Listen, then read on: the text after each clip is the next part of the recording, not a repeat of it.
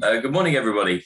My name is Guy Fallon, and I'll be your host today for this Fera Science Oxford Farming Conference Fringe session. As has been the norm over the last 2 years, this session is running to plan 3, maybe plan 4 of our plans. And unfortunately, due to circumstances, I'm the last person standing in what was meant to be a 3-way conversation between myself, my colleague, Professor Glyn Jones, and Jasper Hazel of Castle Howard, neither of which are able to join us live today, unfortunately. However, with the magic of technology, we were able to pre-record talks from them both yesterday, which, provided technology holds and is kind to us, should be a good alternative to not having them here in person. The session today will run for about 30 minutes with an opportunity for you, the audience, to ask questions at the end of the session. So please raise your hand or to use the chat to ask any questions as you go through.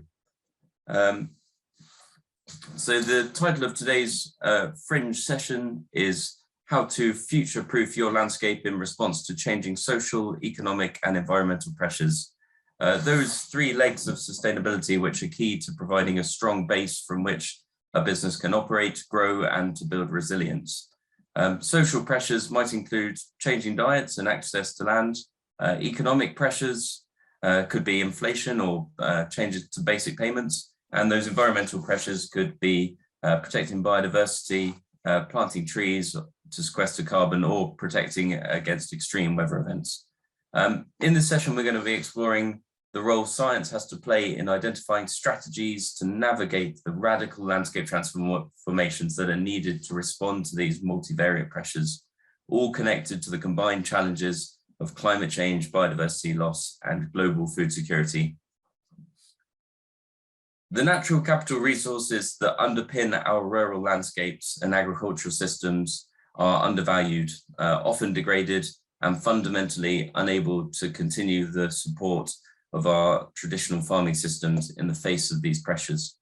There is a real need to better understand our natural capital resources, to accurately map and classify landscape features, to expertly determine the quality of habitats, and to model the economics of future land use change scenarios and how these will impact on business continuity.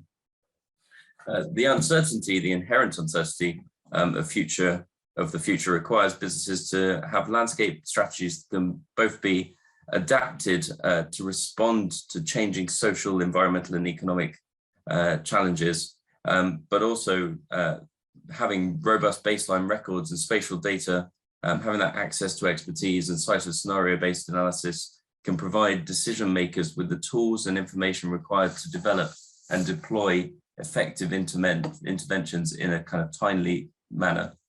Our first pre-recorded speaker today is Professor Glyn Jones, who leads our natural capital team at Fera and has extensive experience working alongside practitioners and policymakers to address a range of challenges across agricultural and environmental land management. I'll now switch over to screen sharing and play the video of Glyn.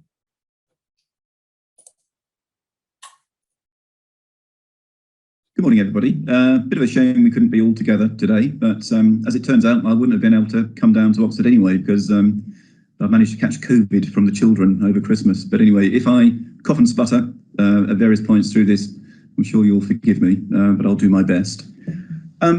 This slide just shows that, something that we all understand and shows the scale of the challenges that lie ahead for farmers and land managers as we enter the 2nd year of the reduction in the basic payment scheme. And you can see that all recipients of the basic payment scheme are going to see falls of over 50% by the year 2024.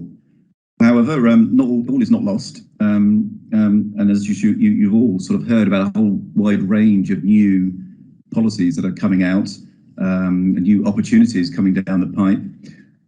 For example, the Sustainable Farming Incentive is looking to effectively replace the Countryside Stewardship Scheme, with the pilot just underway. And we'll also see SFI 22 coming out next year with various new bells and whistles upon it. And then this will be followed by local nature recovery and the landscape recovery elements of ELM as well. But the opportunities within those is somewhat less clear. But it does seem that there will be a sort of combination of public and private funds available for investment in the management of land with the view of producing environmental goods and services. What they're actually going to pay for is slightly less clear. We've all heard the mantra of public money for public goods. In this case, it's going to be public and private money for public goods. That's something very easy to say, but it's rather more difficult to do and much more difficult to actually implement. To some degree, the terminology is slightly confusing and has evolved over time.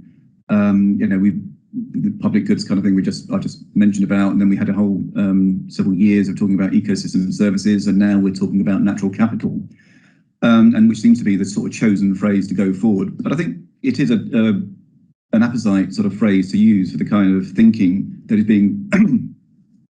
is being used around future land management policy. And it stems from the idea that if you manage land, you can actually use unsustainable practices that will sort of damage the eventual environmental goods and services that arise from your land. And so it works on the thinking of managing the capital so that you don't degrade the capital to ensure future flows of ecosystem services. But at the heart of all this, there is this. It's all based upon biodiversity, because if you damage the biodiversity, your benefits to business and to society will start to diminish over time. And so there is, considerable emphasis within the new schemes being put forward to how we can maintain and improve the biodiversity baseline. However, talking about sort of biota and habitats, it's not a particularly happy picture at the moment. This is the Natural Capital Committee's 8th annual report. And they mention that the government is not on course to achieve its objectives to improve the environment within a generation. And the particular position for biodiversity is classified as red and deteriorating. So it shows that the priority habitats as a percentage of total area will not meet the Biodiversity 2020 strategy target, unlikely to meet the Biodiversity 2020 strategy target. Protected species have been in long-term decline, and there is also a decline in natural pest control as well, although that's a little bit more nuanced, because somewhat interestingly, there's been an increase in other species to undertake that natural pest control. However, that's the kind of thing you don't want to carry on with, that kind of experiment to find out if that's true by continuing to reduce natural pests. So this shows a picture of a challenging picture of how we can manage natural capital in the future. And Fera has been involved in working on a wide range of natural capital research projects. It does include working with DEFRA on a whole host of projects, including we're currently undertaking the evaluation of the Sustainable Farming Incentive pilot. We're also working with projects with the Research Council, looking at how we can use technology and citizen science to monitor tree health. And we're also starting to work more frequently with private sector collaborators.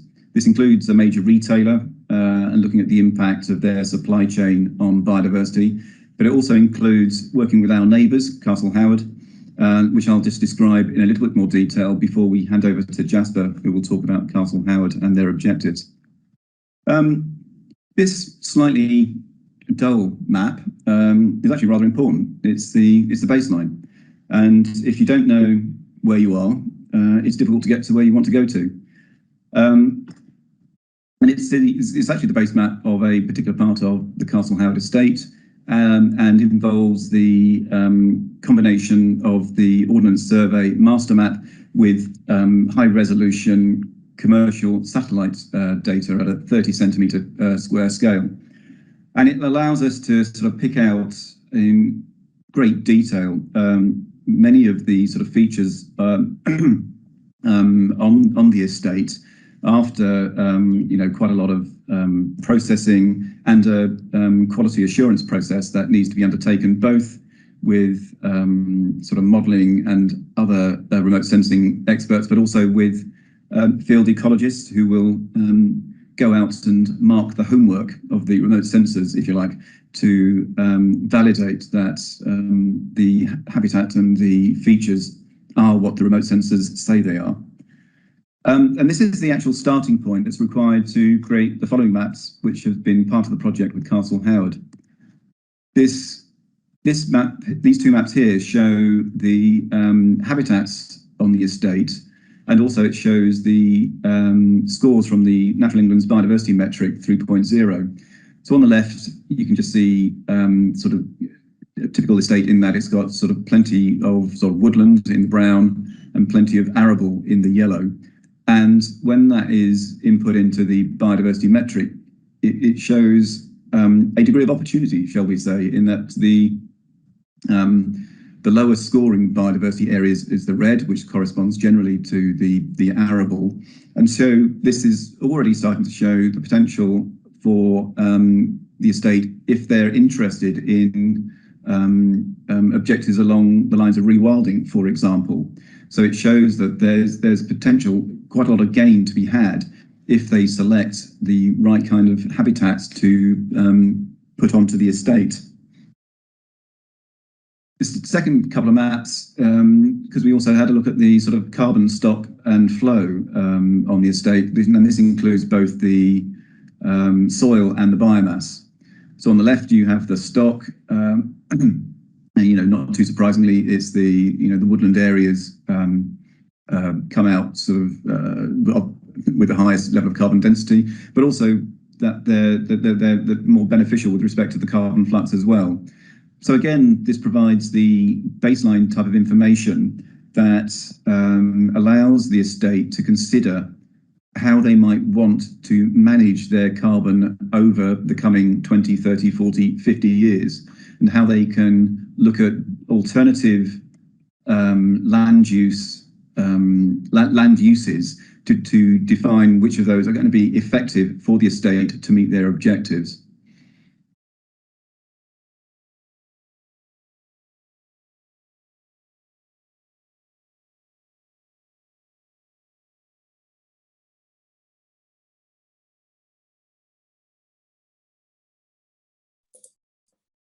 Yeah, thank you to Glyn for that pre-recorded talk. Hopefully that came across clearly.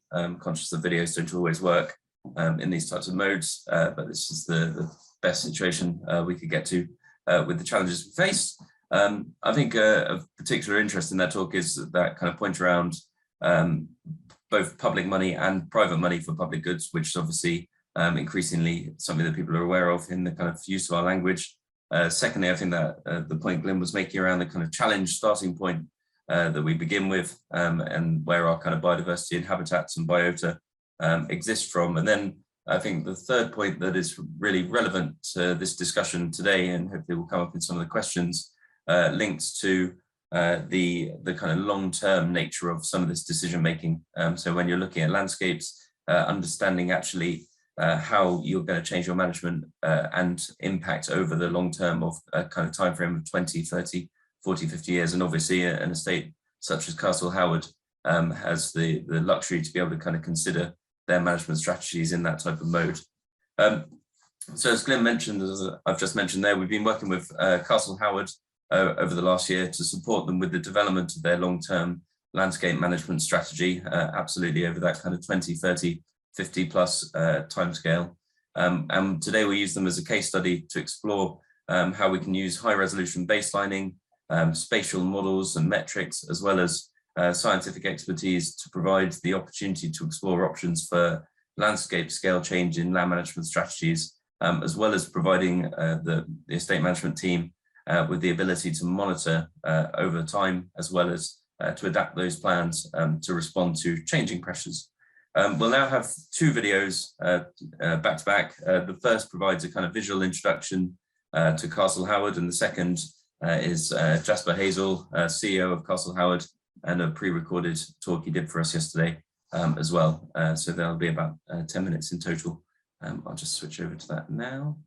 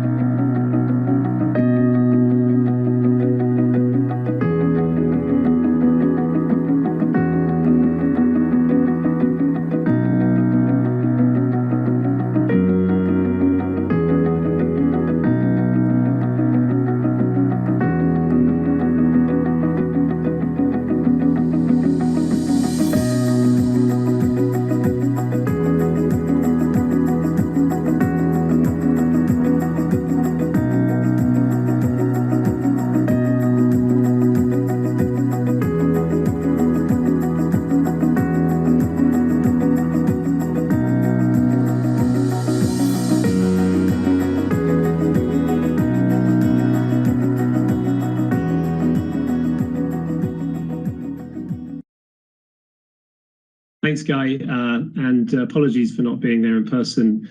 I too am joining you on a pre-recorded basis because of the change of plans for the event.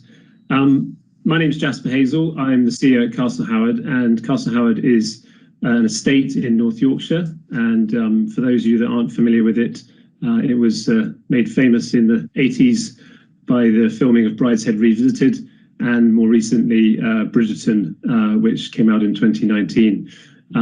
It's a mixed estate. It's 9,000 acres with 2,500 acres of woodland, 6,000 acres of arable, and quite a lot of parkland and gardens on top of that. And we have a visitor attraction, which is the main house there in the picture, which sees about 270,000 visitors a year. The reason that I'm talking to you today is because we've worked in partnership with Fera over the last year to conduct a baseline of our natural capital. We commissioned Fera to help us achieve this by undertaking a fairly technical mapping process, which Glyn talked through a little bit on his previous slides. And I'm going to expand upon that and what we're doing with it and why it's important for us.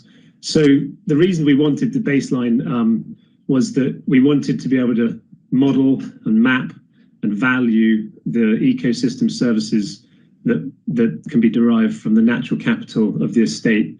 The picture on the right-hand side is a map of the estate, and that's that sort of 9,000 acres. And as Glyn said, the first part of the mapping was to map out the habitats. And I'll come on to a bit more in detail of that in a minute. We wanted to be able to produce estimates for the potential future carbon storage and also know where we're at today, so that any improvements or any changes we make to the land use, we can really calculate those benefits and monitor them as we go. We wanted to understand the biodiversity value of the habitats that we currently have on the estate, and again, what the impact is for any land use management changes in the future, and be able to model those. And working with Fera, we created a natural capital account for the whole estate. So that's starting to bring in some of the operational aspects of the estate, looking at your natural capital assets and looking at your natural capital liabilities, and creating a kind of balance sheet for that in the same way that you would do financial accounting. And that produced some interesting information for us in terms of, if we spend X pounds on this particular project, what do we get back in terms of opportunities and asset value in the future, in the same way that you'd look at it only looking at a financial assessment of a decision. So I'll talk to you a bit more about the maps and how they were created, but I certainly wasn't the technical wizard on that. Fera were the gurus on that side. But the estate was subdivided into 6,039 habitat parcels. These parcels aren't equal areas in size, but they are distinct polygons of distinct habitats, and so they could be hedges, they could be fields, they could be small coppices, and so those each formed a habitat parcel.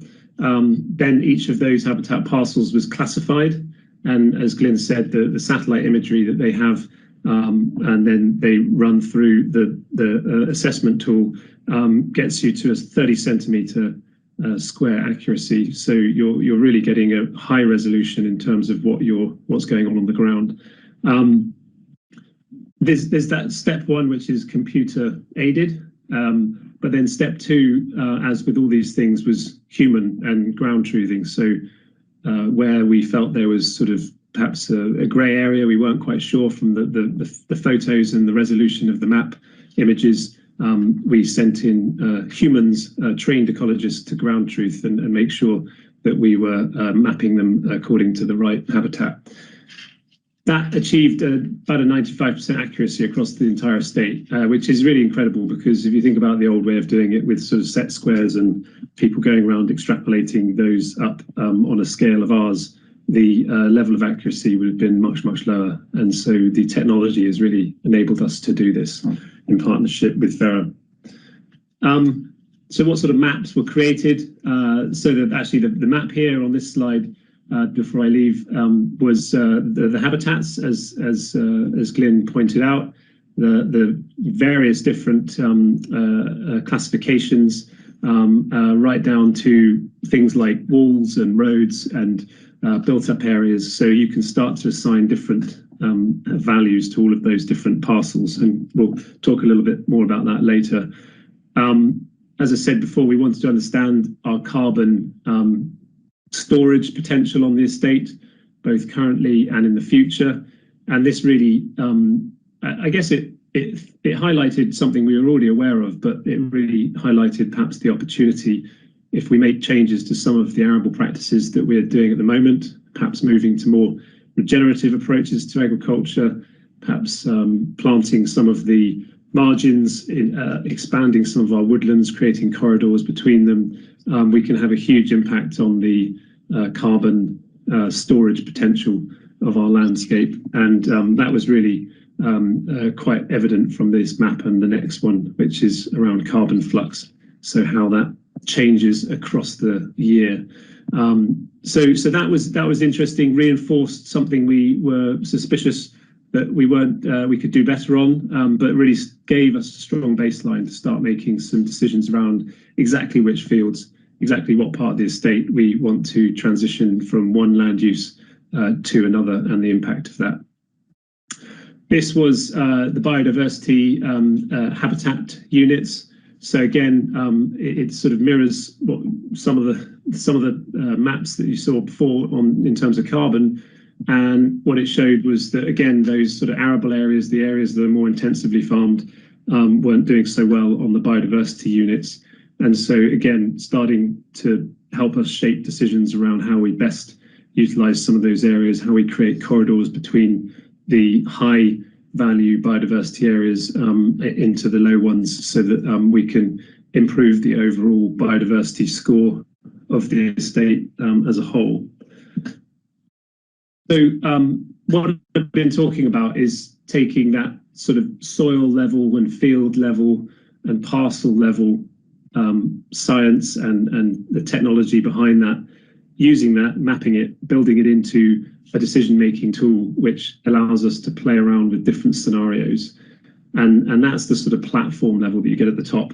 So the ability for us to take a parcel, one of those 6,000 parcels, change the land use, and then look at the effects, whether that be the effects on our carbon storage, the effects on our biodiversity, but we can even model the effects on our gross margins and our profitability also, because we know the various returns we might get from those different land uses. That's probably explained better in this graph. So the platform for making land management decisions or scenario testing decisions, certainly. So on the left-hand side, you might have gross margin per hectare. And on the right-hand side, you might have another measure like soil carbon or biodiversity. And as Glyn mentioned at the start of this presentation, we all know the loss of BPS over the coming years and how that will taper off reasonably rapidly for large estates like this one. And so what are we going to do to offset that red line going down from the top? So I think with the ability to start modelling some of these land uses and assigning some gross margin changes in value, we can start to see how we might claw back some of that lost BPS and maybe even push forward into even higher returns on our land over a long period. And the benefit of being on a big estate is that we do have the luxury of having a 10, 20, 50, even 100-year vision on these things, which I know isn't the luxury that every farmer has, but we can certainly see that there is a way to recover using the soil health, the biodiversity, reforestation of pockets, potential rewilding, and obviously regenerative farming, and benefiting from anything that elms will help fund in the future of clawing back that lost BPS into something that really becomes sustainable and profitable, but also really good for the environment and the biodiversity on the estate. So taking this one step further, what we're exploring at the moment in collaboration with Fera and Terra Nova Land Management is taking these decisions and modelling them over time, not just space, but over time, and putting it into almost a three-dimensional map that you might be familiar with in a retail context, perhaps in terms of footfall across a certain area over a time of day or over a weekend. But you can imagine this, you press play on this map and you can see those bars moving over the course of a year or over the course of a decade. As you change those land management decisions, what does that do to whether you're measuring your carbon sequestration potential or your biodiversity units? So it's really, or even your gross margins. So it's really taking those maps, that baseline map, and turning it into a tool, a three-dimensional tool that we can use for decision making and support and scenario testing and support decisions that we make and test them to make sure that these investments in the future are going to deliver the results we want. So that's it from my side, and I'll hand back now to Guy. But thank you for your time. Thank you for listening today, and look forward to speaking virtually on the topic in the future.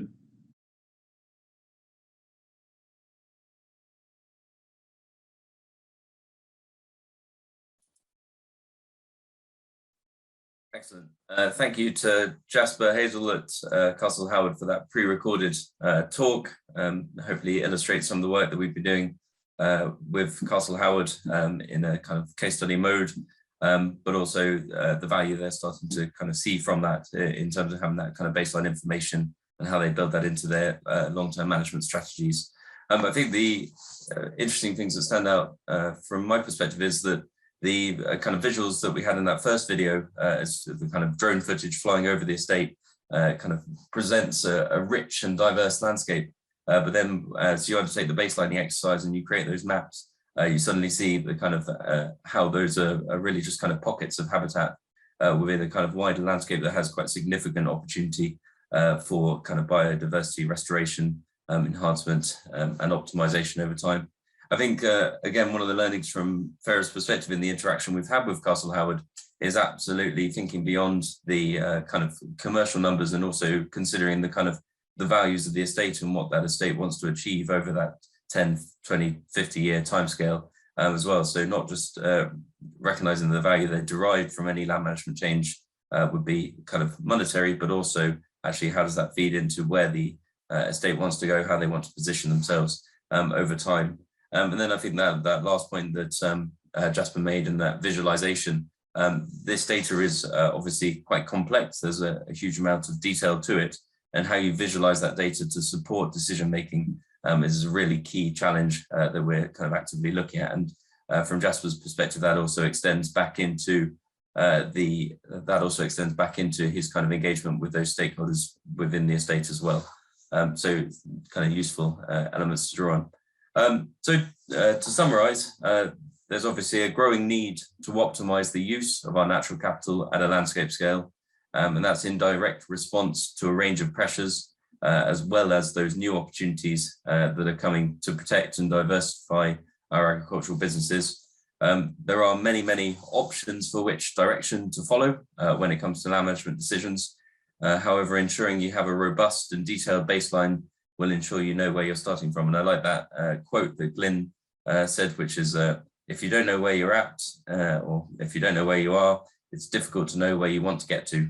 So it's really important to consider that. And I think equally important to consider at a landscape scale rather than just kind of focusing on the individual habitats. At Fera, we focus on providing access to a combination of data, insights, information, and expertise.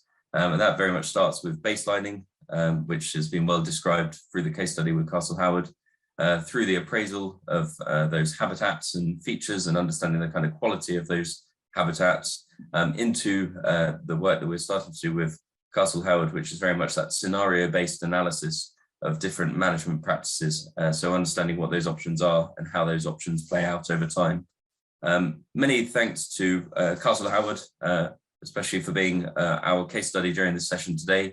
As Jasper mentioned, the relationship that Fera and Castle Howard have has developed kind of beyond just being neighbours, so being close locally within Yorkshire, into a very much a partnership relationship, which centres around the long-term landscape management strategies that they're developing, that we're working with them to support, but also in understanding how our organisations can work more closely together as well. So there's opportunity to couple in the breadth of expertise at Fera with a range of habitats and kind of demonstration capabilities that Castle Howard have, as well as looking at kind of engagement opportunities with public and opportunities to support further R&D. So it's a really exciting partnership that we've begun with Castle Howard, and we're really pleased to present it here today alongside those different areas of work and natural capital management that we've described.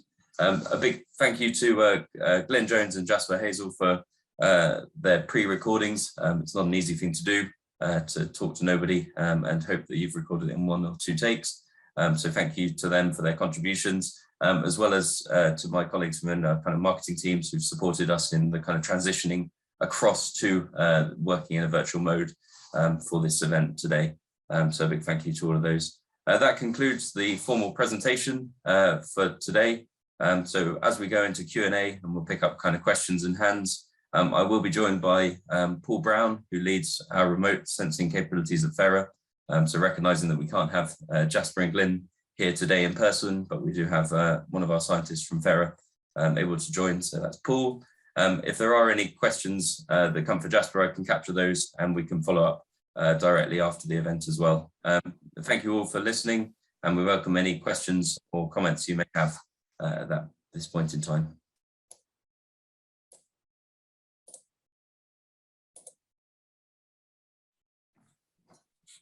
So we got a hand up from Sholto Moga, Terranova. Do you want to go first, Sholto?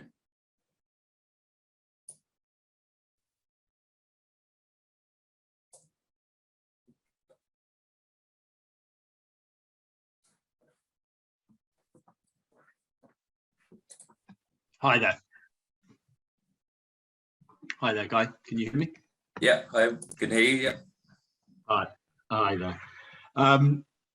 Thanks for the presentation. It's great to be part of this project too, and it's we're more in our infancy in our relationship with Castle Howard and you guys at Fera, but it's an exciting project, and much of what we're doing, as you rightly say, is about applying the data. But of course, the data, the potency of that application is only as good as the quality of the data that goes in. And I was just interested in the methodology that sits behind the numbers for the carbon estimations and so on. And Could you just explain a little bit more about how robust those data sets are and where they're derived from in appraising the carbon volume, carbon sequestration, and that sort of thing? Yeah, no, happy to do that. I'll be looking to Paul to talk through the kind of detail where that's come from. I believe it's someone within his team who actually undertook the analysis, but hopefully Paul should be able to provide an overview of kind of how those layers were put together. Yeah, and unfortunately it wasn't my particular, I'm the surveyor so I deal with all the mapping and the satellite imagery and making sure the spatial accuracy is there for the maps that then get attributed with the habitats and the carbon flux. A guy called Andrew Crow in our team, the carbon scientist, he deals with all that side of things. So we can take that offline and I can give you a more definitive answer on that, as we are both working with Castle Howard. It'd be quite easy to take that answer offline. I know we did use sort of assumed soil depths that the metric would allow us to use, and that was a 15 centimetre soil depth across the Castle Howard estate for carbon sequestration in the soil. We could improve, well, we would be looking to improve that with soil sampling across the estate to get more robust methodology of the carbon storage in the soil. So yeah, it's one for offline, I'm afraid. That's as far as I can take the answer on that one. Thanks for that, Paul. Hopefully we'll be able to answer a few of the questions rather than just take them all offline. But so looking through the chat, so a couple of questions that have popped up. One from Paul Richardson, which is that the top 10%, perhaps even the top third, will be baselining already. How do we encourage the rest to do this? Is there a role here for subsidy support? Note, Paul's based in Scotland rather than England. So I think one of the things that we've kind of worked on closely with Castle Howard and hopefully illustrated through the kind of case studies and the mapping, although we don't have the opportunity to kind of dive in, is really the level of detail that the baselining that we've undertaken goes to. I think that exercise has been delivered, and Paul can correct me if I'm wrong, but from a combination of using kind of OS data layers, which obviously describe the shapes and the parcels, but are limited in the resolution that they go to. So we then use high resolution satellite imagery, which is 30 centimeter resolution commercial satellite imagery, to refine that baseline map down into a kind of very high resolution of a kind of baseline map. So it's really a kind of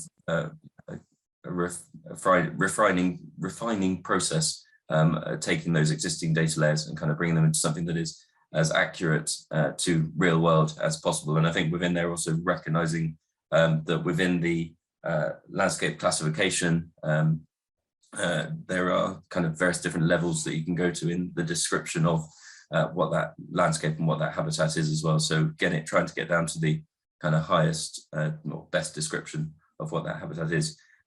So I think that's kind of first part of the question, is ensuring that those are very good quality maps and are true to the real world as possible. And then on the flip side, it's then equally understanding actually the quality of those. So it's quite challenging. Without making the kind of broad assumptions, it's difficult to make accurate measures of biodiversity units and equally the carbon associated with those without having that measure of quality as well. So understanding the actual quality of those habitats that you've then described in detail is a very useful and a very important step. In terms of how do we encourage the rest to do this, I think there's increasing tools around and available to do this. I think the type of work that we've done with Castle Howard is, we would believe that to be kind of very high quality efforts to undertake that, but looking to kind of streamline the process of that kind of baselining so it's increasingly automated as well. Is there a role for subsidy support? Yes, I would consider that to be kind of one of the areas to consider. I think if you look at where a lot of the kind of existing maps come from, that's all from RPA data, where people have described different habitats that may be into different stewardship schemes. So yeah, that's clearly where that data's come from and where the best mapping exists currently, equally recognizing there's limitations with that as well. Paul, did you have any comments you wanted to add to that question at all? No, yeah, that's fine what you've said there, Guy. Yeah, we use the OS master map as an initial spatial framework to aid interoperability between different spatial systems. And then we enhance that mapping from the very high resolution satellite data. So yeah, that's fine. So we've got a question from James Hopkinson. There will be a large cost associated with carbon and biodiversity baselining. How often and how do you measure your change or improvement over time, and how cost prohibitive is it with infancy of the carbon biodiversity markets? I think there's a couple of really good points within there. So I think the most important aspect from a baselining is to ensure you've got that landscape kind of described, so you've got that kind of digital twin of your landscape that you're working on to as best you can, as I said in the previous question. And then it's in this point in time really about understanding what practices you have as options to take forwards before really looking at actually how do you start to monetize some of those elements as well, recognizing absolutely is the point of the question, the infancy of those markets as well. So recognizing, trying to be in a position where you're best informed as possible is the recommendation really. Paul, a quick one for you. Where do you get the very high resolution 30 centimeters satellite imagery data? So it's from a varied group of providers, commercial providers. There's two major ones, which are Airbus Defence and Space, and the other one is Digital Globe in the US. This particular satellite was a Worldview 3 satellite, which takes you down to a highest resolution of 30 centimeter data.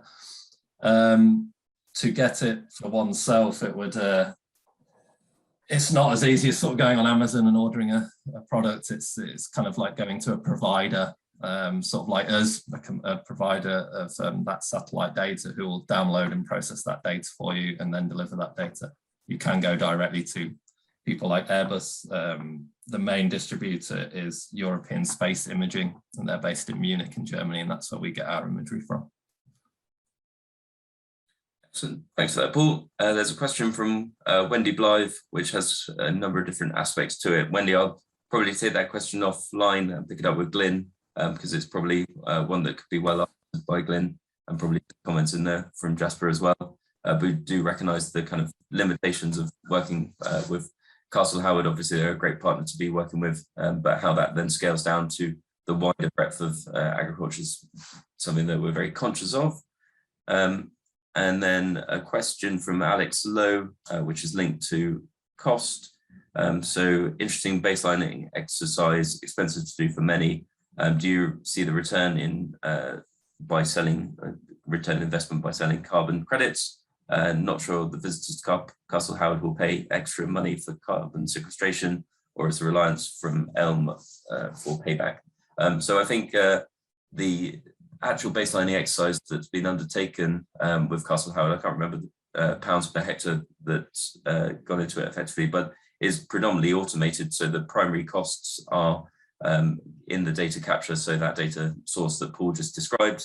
So drawing that down and then undertaking that exercise to get that high resolution baseline map. So that's relatively inexpensive to do that initial baselining activity. As soon as we then deploy ecologists out to then assess the quality, that's when there's additional cost, because obviously that's people on the ground. But as Jasper described, and as the kind of some of the slides described, there is we are able to capture and describe those habitats well from aerial imagery. It's then trying to assess what the quality is, which then feeds into the subsequent elements, which is the kind of next step onwards. And in terms of a return on investment for Castle Howard, obviously their time frame is probably longer than many in terms of stretching out to that 50 years specifically. Carbon is not necessarily one of the areas that they're particularly interested in, because I think they recognise the need to, and their kind of carbon footprint from those people driving to the estate to visit, etc., etc. So I think that understanding how they get to a position of carbon neutral in the first instance is important to them.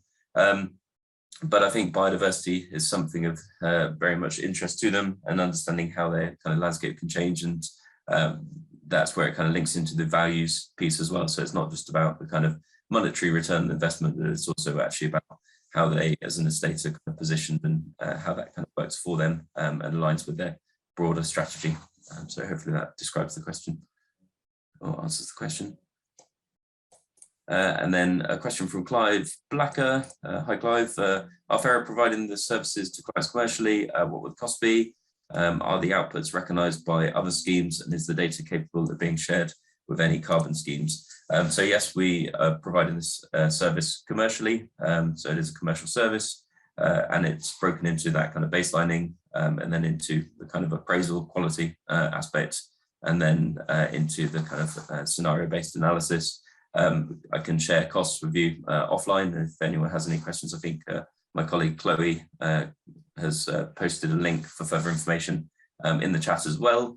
And in terms of outputs, and that comes to where we're sharing data, information, insights, and expertise, but absolutely providing data is very much something that we are keen to do. So yeah, providing data and empowering those businesses so they have access to the data and they can use it in whatever format they need is the approach that we've taken. I've just had a note from organisers to say that's our time. Sorry to those who, I think it looks like Glenn Jones's presentation had a bit of stuttering or didn't work very well. So we'll look to try and make that available in other formats as well. This has been pre-recorded, so hopefully, or this session has been recorded, so hopefully on the playback you can all see that as it should be. But yeah, no, thank you all very much for your time today. Thanks to Paul for jumping on for the Q&A sessions. Yeah, thank you to Jasper and Glyn for their pre-recording, and it's a real shame obviously that we couldn't be sat together having a conversation, but hopefully there'll be opportunity to do that in the future, and we'll make you aware of that. So yeah, thanks very much, and yeah, enjoy the rest of the conference.